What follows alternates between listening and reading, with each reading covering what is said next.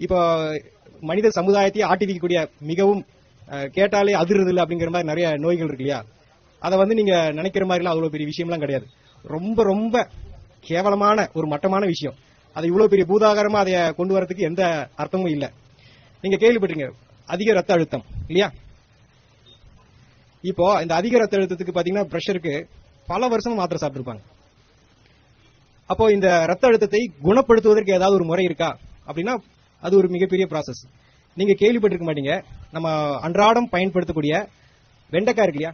வெண்டைக்காய், அந்த வெண்டைக்காயை வந்து நல்லா ஒரு 10 நிமிஷம் வெந்நீர் ஊற போட்டு கொஞ்சம் சாஃப்ட் ஆயிட்டு நல்ல மென்னு, பாஸ்கர் ஐயா சொல்ற மாதிரி நல்ல மென்னு உமிழ்நீரோட கலந்து சாப்பிட்டாங்கன்னா 3 நேரம், காலையில மத்தியானம் நைட் 3 நேரமும் உணவுக்கு முன்னாடி ஒரு 4 வெண்டைக்காய் கரெக்டா 3 நாள் கழிச்சு மறுபடியும் பிரஷர் பார்த்தா நார்மலா இருக்கும். நார்மலா இருக்குங்கிற அவளுக்கு அந்த சிம்டம்ஸ் இருக்காது, நல்லா ஆயிடும். சோ ரத்த அழுத்தத்தை எந்த மாதிரி நிலை என்ன சார், அந்த கிட்னியே ஃபெயிலியர் ஆகிற அளவுக்கு ரத்த அழுத்தம் இருந்தா கூட அதை குணப்படுத்தக்கூடிய ஆற்றல் எதுல இருக்குங்க? வெண்டைக்காயில இருக்குது. அப்புறம் ரெண்டாவது பாத்தீங்கன்னா ரொம்ப இருதயம், ஹார்ட் சம்பந்தப்பட்ட கார்டியா நிறைய வந்து கார்டியா வாஸ்குலர் டிசீஸ் ரொம்ப நிறைய வருது. சோ அந்த மாதிரி இருதய சம்பந்தப்பட்ட பிரச்சனைகளுக்கு வந்து எந்த மாதிரி தீர்வு? இருதயம் ஏன் பலகீனமா அடையுது அப்படின்னா உடம்புல வந்து துவர்ப்பு சத்து இருக்கு பாத்தீங்களா? அந்த துவர்ப்பு சத்து வந்து ரொம்ப கம்மியா இருக்கு. அந்த துவர்ப்பு சத்து நம்ம சாப்பிடுறது ரொம்ப ரொம்ப குறைவு. அப்ப ரத்த குழாய்கள் நல்லா சுருங்கி விரியணும், ரத்தம் வெளியேற்றக்கூடிய இருதயம் நல்லா சுருங்கி விரியணும்னா அதுக்கு துவர்ப்பு நிறைய வேணும். துவர்ப்பை வந்து தனியா சாப்பிடறதுக்கு பதிலாக துவர்ப்பை வந்து உணவா சாப்பிடுறது நல்லது. ஆக நம்ம எந்த இடத்துக்கு போனாலும் ஒரு விஷயத்துல வந்து முன்னாடி என்ன வச்சிருக்காங்க? வாழை மரம், வாழைக்காயை வந்து தொங்க வச்சிருக்காங்க. ஆக அந்த வாழைக்காயை வந்து தோலோட மிக சன்னமா கட் பண்ணி ஒன்னு தேங்காய் எண்ணெய் அல்லது தேனு அல்லது சும்மாவே மென்னு சாப்பிடலாம். அப்படி சாப்பிட்டாங்கன்னா அவங்களுக்கு ரத்த குழாய்கள் நல்லா சுருங்கி விரிஞ்சு இருதயம் நல்லா சுருங்கி விரியறப்போ அந்த பிளாக்ஸ், அது போக இந்த ஹார்ட் சம்பந்தப்பட்ட எஃபிஷியன்சி இப்போ 30-40% இருக்குன்னு சொல்றாங்க இருதயத்தினுடைய, அது எல்லாமே பாத்தீங்கன்னா படிப்படியா 2 வாரத்துல 70-80 வந்து டச் பண்ணிருக்கு. எதனால? ஒரு வாழைக்காயினால. வாழைக்காயோட காஸ்ட் எவ்வளவு ஆகுதுங்க? ஒரு காய் வந்து 5 ரூபாய். அப்படி இருக்கிறப்போ ஒரு 2 வாரத்துல பாத்தீங்கன்னா எந்த மருத்துவத்தினாலையும் கொடுக்க முடியாத ஆற்றலை வந்து அந்த வாழைக்காயால கொடுக்க முடியும். அப்புறம் பாத்தீங்கன்னா மூணாவது, இன்னைக்கு மிகவும் காஸ்ட்லியான ஒரு வியாதின்றது கேன்சர் இல்லையா? கேன்சரை வந்து ஏன் அந்த கேன்சர் வந்து உடம்புல இவ்வளவு தூரம் வருது அப்படின்னா நம்ம உடம்புல வந்து பாஸ்பரஸ் சொல்லிட்டு ஒரு சத்து இருக்குது. அந்த பாஸ்பரஸ் வந்து சீக்கிரமா உடம்பு விட்டு வெளியேறிடும். அது ஏன் வெளியேறுதுன்னா நம்ம சாப்பிட்ற எல்லாமே அசிடிக் ஃபுட், புளித்த உணவு எல்லாமே சமைச்சு நிறைய சாப்பிடறதுனால உடம்புல இருக்கக்கூடிய பாஸ்பரஸ் வந்து வெளியேறிட்டே இருக்கும்.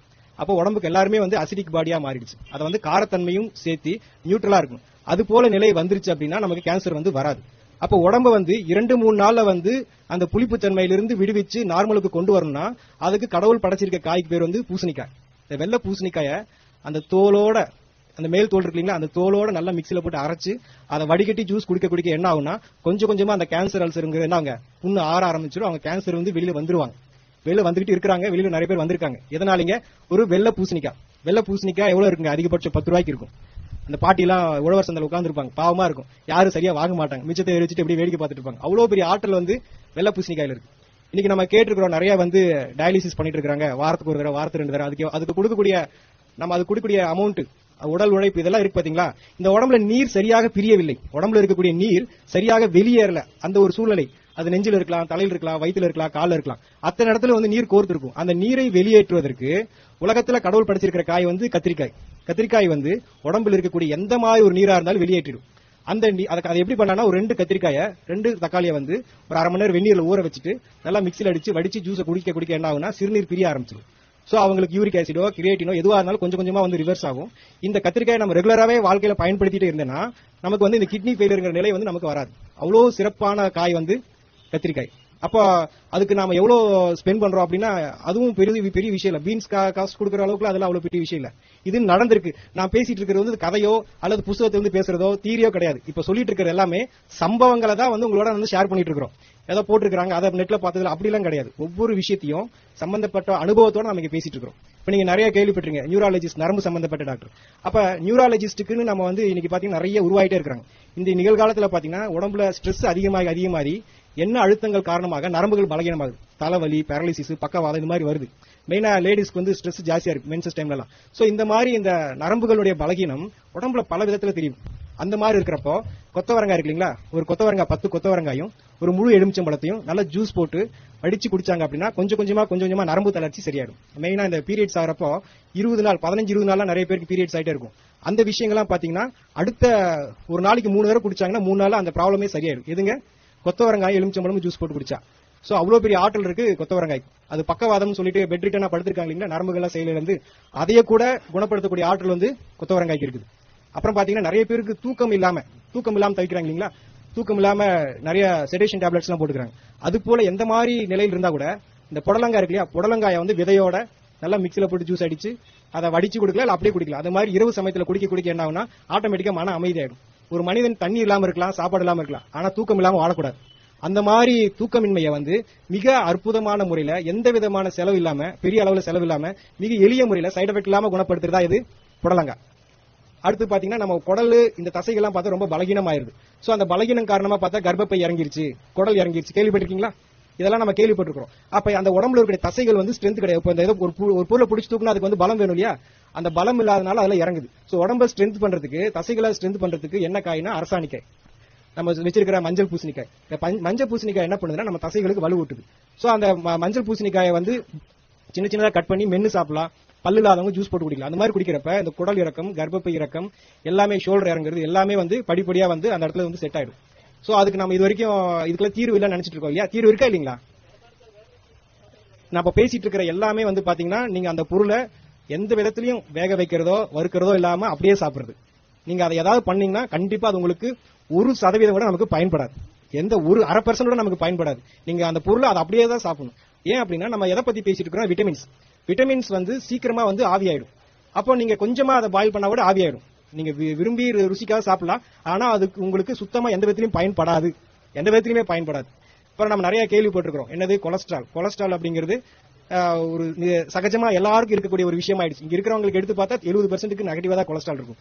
சோ அந்த கெட்ட கொழுப்பு எப்படி உடம்பு விட்டு நீங்கும் அப்படின்னா, உடம்புல வந்து எந்த மாதிரி கொழுப்பா இருந்தாலும் அந்த கொழுப்பை வந்து தசையிலிருந்து தோலிருந்து கொஞ்சமா நீக்கி வெளியே அனுப்புறதுக்கு தான் கோவக்காய் என்ன பண்ணுதுன்னா கொஞ்சமா அந்த கெட்ட கொழுப்பை உடம்புல இருந்து நீக்கி அந்த ட்ரைகிளிசரைடு, LDL இதெல்லாம் வந்து கொஞ்சமா நீக்கி உடம்பு வந்து சுத்தமா வச்சுக்கும். ஃபேட்டி லிவர் சொல்லுவாங்க, அதெல்லாத்தையும் கூட இந்த கோவக்காய் வந்து மிக அற்புதமான முறையில் சரி பண்ணிடும். சோ கொலஸ்ட்ராலுக்கு ஒரு தீர்வு கிடைச்சிருச்சா? அப்புறம் உடம்புல சொரியாசிஸ் சொல்லுவாங்க, மிக கடுமையான வியாதி, பயங்கரமான தோல் சம்பந்தப்பட்ட பிரச்சனை. அந்த மாதிரி சொரியாசிஸ்க்கு வந்து ட்ரீட்மெண்ட்ல நிறைய பேருக்கு சர்ஜரி லெவல்ல போறாங்க. அந்த மாதிரி சர்ஜரி எல்லாம் இல்லாம சாதாரணமான முறையிலே வந்து சரிப்படுத்துறதா அந்த கோவக்காய்க்கு மீறின ஒரு பொருள் கிடையாது. இந்த வெள்ளையா இருக்குல்லையா, ஒயிட்ல எல்லாம் வெள்ளையா பேச்சஸ் இருக்கும். இந்த மாதிரி வெள்ளையா இருக்கக்கூடிய பேச்சஸ்க்கு கூட இந்த கோவக்காய் சாப்பிட்டு மீண்டும் அந்த கலர் வந்திருக்கு. கோவைக்காய் அதோட கோவை இலை கிடைச்சா அதோட ரொம்ப சிறப்பு. சரிங்களா? கொலஸ்ட்ராலுக்கு சரி, இந்த மாதிரி ஸ்கின் ப்ராப்ளத்துக்கு எல்லாத்துக்குமே கோவக்காய் நல்லா கேட்கும்.